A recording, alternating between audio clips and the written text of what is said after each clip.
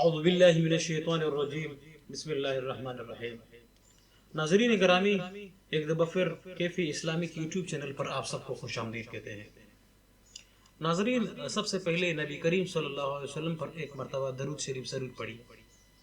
نبی کریم صلی اللہ علیہ وسلم نے فرمایا کہ بنی اسرائیل میں 3 آدمی تھے، ایک کوڑی تھا، دوسرا گنجا تھا اور تیسرا اندھا تھا۔ اللہ تعالیٰ نے ان کو آزمانا چاہا اور ان کے پاس ایک فرشتہ انسان کی شکل میں بھیجا۔ وہ فرشتہ پہلے ایک کوڑی کے پاس آیا اور پوچھا کہ تجھے کون سی چیز پیاری ہے؟ اس کوڑی نے کہا کہ مجھے اچھی رنگت اور خوبصورت کال مل جائے، کیونکہ اس سے لوگ گن کرتے ہیں اور مجھے اپنے پاس بیٹھنے نہیں دیتے۔ اس فرشتے نے اپنا ہاتھ اس کے بدن پر پھیرا تو اسی وقت وہ اچھا ہو گیا اور اچھی کال اور خوبصورت رنگت نکل آئی۔ پھر فرشتے نے اس سے پوچھا کہ تمہیں کون سے مال سے زیادہ محبت ہے؟ تو اس کوڑی نے کہا کہ مجھے ایک اونٹ چاہیے۔ اس نے ایک گابن اونٹنی اس کو دے دی اور اس کو کہا کہ اللہ تعالیٰ اس میں برکت دے۔ اس کے بعد وہ فرشتہ گنجے کے پاس آیا اور گنجے سے پوچھا کہ تمہیں کون سی چیز پیاری ہے؟ تو اس نے کہا کہ میرے سر پر بال آ جائے، کیونکہ اس سے لوگ نفرت کرتے ہیں۔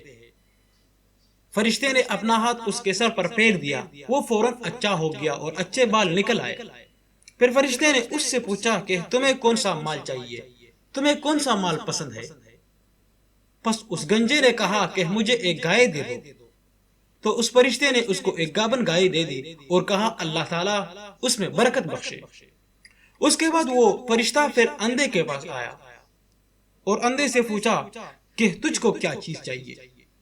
اس اندھے نے کہا کہ اللہ تعالیٰ میری نگاہ کو درست کر دے، اللہ تعالیٰ میری آنکھیں کو درست کر دے کہ میں سب آدمیوں کو دیکھ سکوں۔ اس فرشتے نے اس کی آنکھوں پر ہاتھ پھیر دیا اور وہ اچھا ہو گیا اور اس کی بینائی آ گئی۔ پھر فرشتے نے اس سے پوچھا کہ تمہیں کون سا مال پسند ہے؟ اس اندھے نے بولا کہ مجھے ایک بکری دے دو۔ پس فرشتے نے اس کو ایک گابن بکری دے دی۔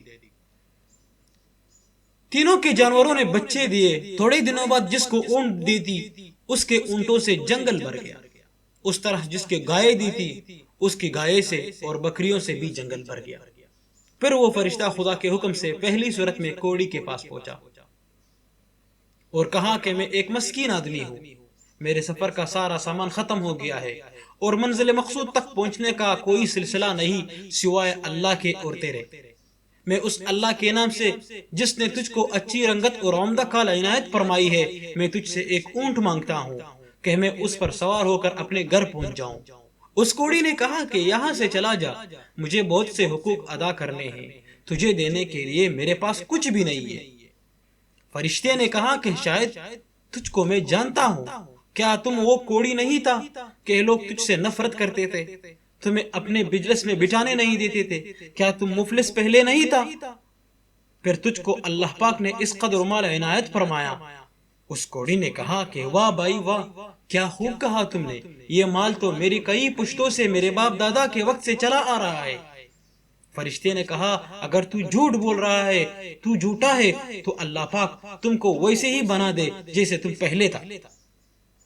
اس کے بعد فرشتہ وہ دوسرے شخص یعنی گنجے کے پاس آیا اور اسی طرح اس سے بھی سوال کیا۔ گنجے نے بھی ویسا ہی جواب دیا کہ میرے پاس کچھ بھی نہیں۔ تو فرشتے نے کہا کہ اگر تو جھوٹا ہے تو اللہ پاک تم کو بھی پہلے جیسی بنا دے۔ اس کے بعد وہ فرشتہ اندھے کے پاس آیا اور کہا کہ میں مسافر ہوں، میرے پاس سامان نہیں ہے، آج اللہ پاک کے سوا اور اللہ پاک کے بعد تیرے سوا میرا کوئی وسیلہ ہی نہیں ہے۔ اللہ پاک کے نام پر جس نے دوبارہ تم کو نگاہ بخشی ہے، تمہیں بینائی دی ہے، میں تجھ سے ایک بکری مانگتا ہوں کہ اس پر اپنی کاروائی کر کے میں سفر پورا کروں۔ تو اس اندھے نے کہا کہ بے شک میں اندھا تھا، اللہ تعالیٰ نے محض اپنی رحمت مجھ کو نگاہ بخشی، جتنا تیرا دل چاہتا ہے لے جا اور جتنا چاہے چھوڑ جا، اللہ پاک کی قسم میں کسی چیز سے تجھ کو نہیں روکوں گا۔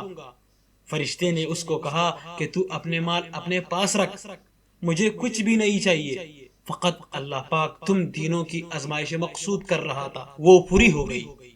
اللہ پاک تجھ سے راضی ہو گیا اور ان دونوں سے ناراض ہو گیا۔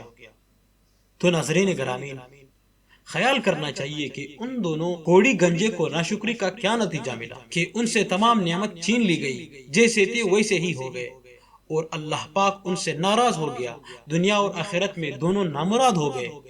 اس اندھے کو شکر خداوندی کی وجہ سے کیا عوض ملا؟ اس کے مال میں مزید اضافہ ہو گیا، اللہ پاک اس سے راضی ہو گیا اور دنیا و آخرت دونوں میں کامیاب ہو گیا۔ تو ناظرین، زندگی میں انسان پر طرح طرح کے اوقات آتے ہیں، کبھی انسان غریب ہوتا ہے اور کبھی انسان مالدار ہوتا ہے، اس کے پاس مال آ جاتا ہے، لیکن وہ مال اللہ تعالیٰ کی طرف سے ایک نعمت ہے، ہمیں ان کا شکر ادا کرنا چاہیے، اور جو غریب ہے ان کا خیال کرنا چاہیے۔ آخر میں آئیے ہم سب مل کر دل کی گہرائیوں سے یہ دعا کریں کہ اللہ تعالیٰ ہمیں ان تمام واقعات سے سبق اور عبرت حاصل کرنے اور نیک اعمال کر کے اپنی آخرت بنانے کی توفیق عطا فرمائیے۔ وآخر دعوانا ان الحمد للہ رب العالمین۔